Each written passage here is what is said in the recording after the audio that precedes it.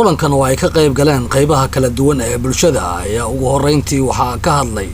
oo faahfaahin ka bixiyay ujeedada kulankan iyo waxyaabaha lagaga wada hadlay Suldaan Cabdinaasir Jaamac Seed mudane Maxamed Cabdullahi Maxamed Farmaajo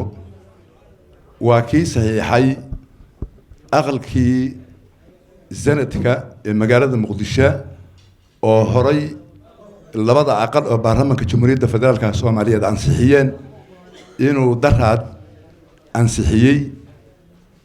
ayaa beeshan isugu timid lambar 1 inay madaxweynaha Jamhuuriyadda uga mahad celiso kuna bogaadiso soona dhaweyso 13 xibnood ee aqalka sare ee magaalada Muqdisho mataladeeda madaxweynuhu uu u saxiixay waxaan leenahay madaxweyne aad iyo aad u mahadsan tahay waa arrin laga filayay waana kugu hambalyeynaa waana soo dhaweynaynaa arrintaas waa waxaan dhici karin sida madaxweynuhu u gartay hortiisana baarlamaanku u gartay isaguna ka hor u codsado u gartay dadkan iyo ummadan iyo magaaladan matalaad inay yeelato waa laga maarmaan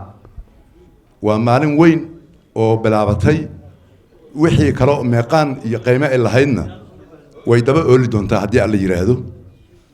qodobkaas waa kaas qodobka labaad beeshani waxay halkan uga mahad celinaysaa ama ku soo dhaweynaysaa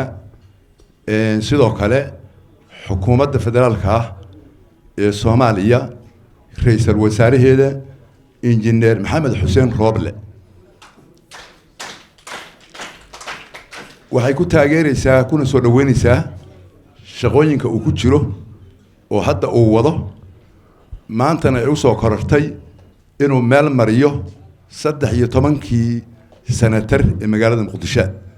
waa ugu baaqaynaa waana ka codsanaynaa waana ku gacansiinaynaa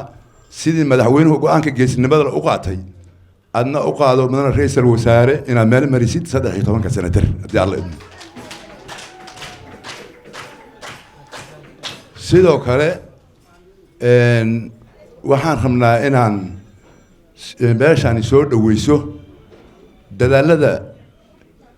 faraha badan ee madaxda qaranka iyo madaxda dawlad goboleedyada iyo beesha caalamku ay wadaan si loo helo doorasho xasiloon oo ku dhacda waqtigeeda iyadana waxaan leenahay labanlaaba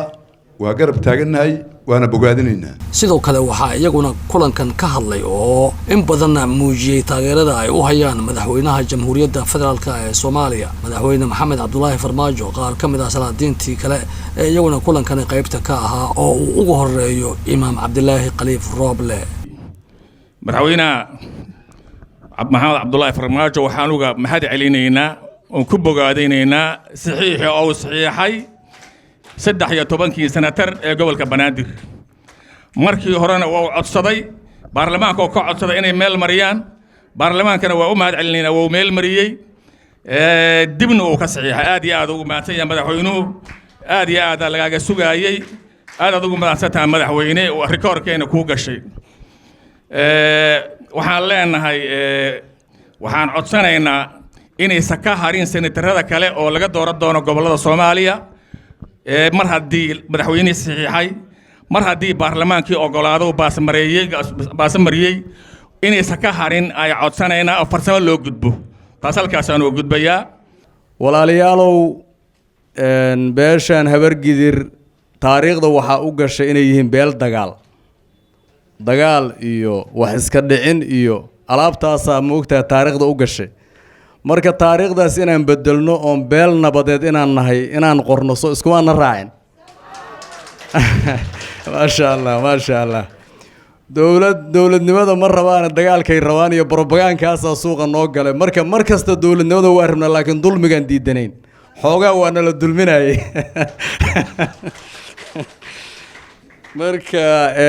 markastana Soomaali markii la yiraahdo hal la difaaca iyo hal loo dagaalamo iyo hal la isku hayo Soomaali waa beesha ugu horeydo laguna dhex nool yahay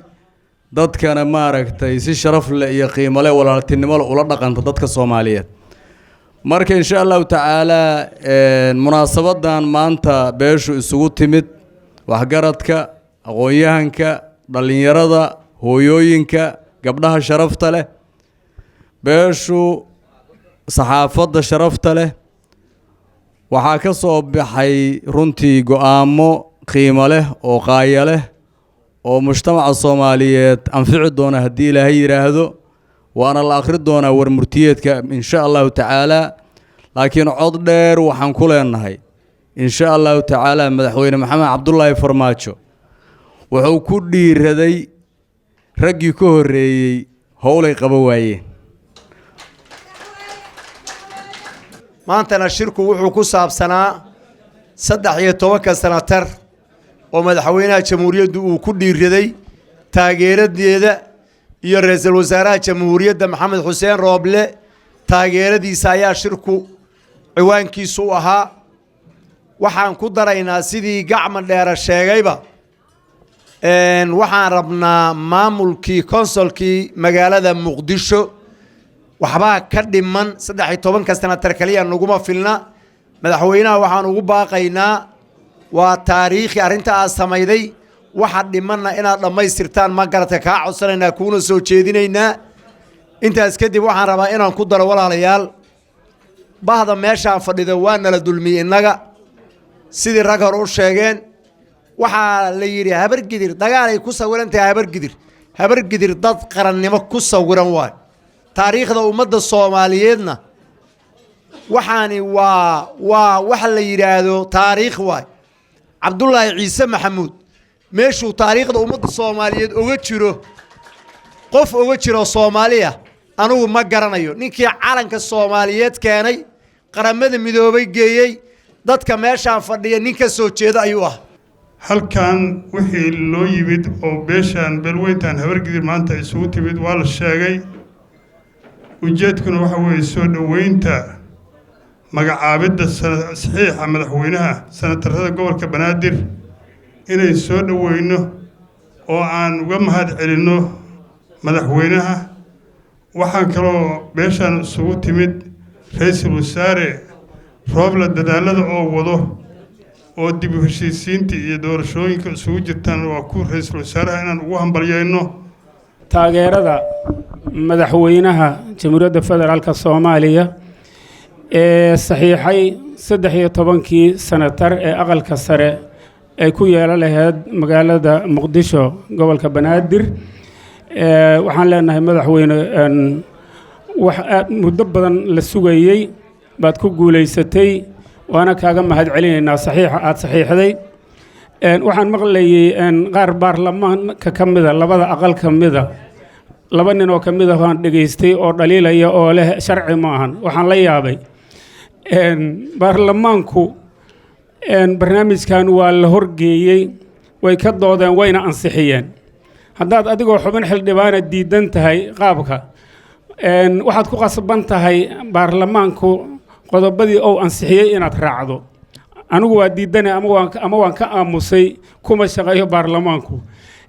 ansax buu yahay baarlamaanku labada gole labaduba waa soo ansixiyeen madaxweynaha ka dhimanay saxiixiisa asaguna maalin ka hor buu saxiixay faadumo cabdulqaadir ayaa iyana kulankan ka hadashay iyadoo uu ku hadlaysay codka haweenkii qaybta ka ahaa kulankan waxaan maxaa la dhahayay leeyahay madaxweynahayga Maxamed Cabdullahi Farmaajo runtii kaalin weyn buu wuxuu ka qaatay 13 matalaada magaalada Muqdisho wax aad u qurux badan buu sameeyay waan uga hambalyeynayna waa madaxweyne aad dadkiisa iyo dalkiisaba si qurux badan u yaqaan kana warqaba runtii ra'iisul wasaaraha markuu ahaayaan garab taagnayn haddaan garab taaganahay runtii madaxweyne Maxamed Cabdullahi Farmaajo shacabkaagu aad bay ku jecel yihiin waxa kale oo hambalyeynayna ra'iisul wasaarahayna qaaliga ah Maxamed Xuseen Rooble waxaan leenahay ra'iisul wasaare dalka markaa timaaday wixii aad ku bilowday ee aad qabatay waxay ahaayeen dariiqyada xiran inaad furto runtii dariiqyada waa lagu qabowsaday waa lagu raaxaystay waa lagu guuleystay 13 matalaada gobolka Banaadir runtii hadduu soo joogi lahayn gudoomiye Cumar Finish ma aysa iska imaateen runtii gudoomiye عمر محمد محمود وحن لنا كالين ذهب أيات كجش قبل كبنادر قرب كاجانا تاجنا رنتي وأنا كل شقينا هدي أوصل أساق مدحوينا أفر إلى بعد ساعة تاجنان إسكما ما تنسد هي طبعا كان kulankan ayaa sidoo kale waxa iyaguna ka hadlay siyaasiyiin oo kamid ahaa Maxamed Maxamuud Guuleed Gacmo Dheere oo horay dalka uga soo noqday wasiirka wasaaradda arrimaha gudaha iyo ra'iisul wasaare wuxuuna ku dheeraaday muhiimadda dawladnimada iyo in shacabka Soomaaliyeed laga doonayo had iyo goor taageero iyo garab istaag inay u muujiyaan dawladnimada sababta waxa weeye dawlad markasta laga ma dheeraado dawladda waa garab la siyaa sababta waxa waaye in si nabadgelyo ah baawarku ku kala wareegaa la rabaa معارض واجريا ولقي دولتنا واجريسا marka waxaas waa loo langaara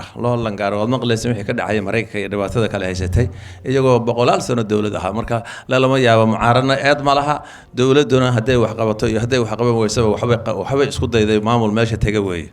sida darteed maanta waxaan ku faraxsanahay in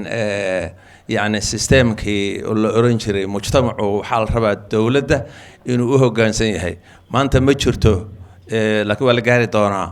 mowqifkaaga waxa lagu cabiraa siyaasad marka cod leedahay mardan cod lahayn dagaal lama galo codka la gaara maanta cod la gaara codka lagu dagaalama siyaasad marka waxa la rabaa qofka marka kursiga fadhiya in garab lagu siiyo loo geeso nabadgelyo loo baahan yahay taas inta marka aan kaga gudbo مرحلة هذا موضوع عن أو كسابسن وصدق طبعاً حلبان أو سنتر أو الله صحيح هذا واحد تستنى نية وناك دولة إن أدى شيء إن قبل كي وحوق قشها ونية وناك واجرة ضد معارضة هيا لكن معارض كاسي مركز سبب وسكي جري دونا واحد ما شيء له هرجلين تيدا waxaa laga rabaa dawladda laga rabaa soo saarta inay noo hirgeliso dawladda laga rabaa inay sharcigiisa waxa ka dhiman dhamaystirto la taliyaha duqa magaalada Muqdisho ee dhanka arrimaha dhaqanka iyo siyaasadda Garab Cabdullahi Nuur Xasan ayaa isagoo ku hadlayay magaca maamulka gobolka Banaadir waxa uu muujiyay taageeradooda ku aadan sida ay u soo dhaweynayaan saxiixii madaxweynaha iyo dadaalada ay xukuumadda wado anoo ku hadlaya magaca afka maamulka gobolka Banaadir waxaa farxad noo ah ugana mahad celinaynaa in allaala iyo intii munaasabadan soo abaabushay qiimaha leh sharafta badan ee ujeedadeedu ay tahay in lagu muujiyo dareenka dadka ku abtirsada beeshan ama dadka degan magaalada Muqdisho aad iyo aad baan ugu faraxsanahay waa soo dhaweynaynaa waxaana aaminsanahay maanta madaxweyne Farmaajo taariikh buu sameeyay xaqiiqada dhabta ah madaxweyne Maxamed Cabdullahi Farmaajo taariikh buu sameeyay taariikhda uu sameeyay waxa ay tahay 3 milyan iyo barka xamar ku nool matalaad kuma haysan aqalka sare iyo siyaasadda Soomaaliya maanta waxaan uga mahad celinaynaa borosayskaas markii horena uu codsaday oo baarlamaanka uu hortagay baarlamaanku markii ay ansixiyeenna maanta ayadoo lagu jiro xilligii gabagabada ahaa inuu saxiixay waa uga mahad celinaynaa fariin dheer aan u diraynaa